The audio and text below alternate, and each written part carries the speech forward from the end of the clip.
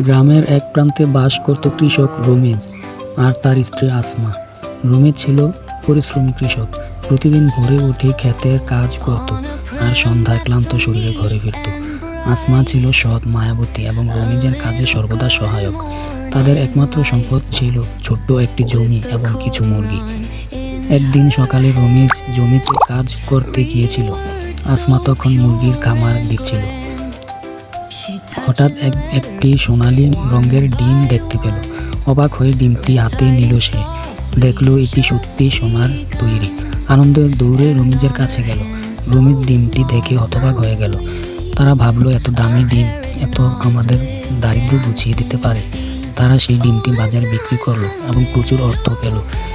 এরপর থেকে প্রতি সপ্তাহে তাদের মুরগি একটি করে সোনার ডিম পারত। তারা ধীরে ধীরে ধনী হয়ে উঠতে লাগলো।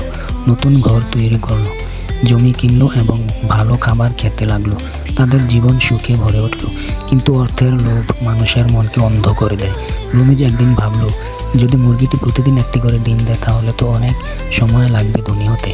যদি মুরগির পেটের সব সোনার ডিম একেবারেই পেয়ে যায় তাহলে আরও দ্রুত ধনী হতে পারবো। আসমা তার এই ভাবনা শুনে বলল, রমেজ, লোভ মানুষের সর্বনাশ ডেকে আনে। তুমি যা পাও তাতেই সন্তুষ্ট থাকো।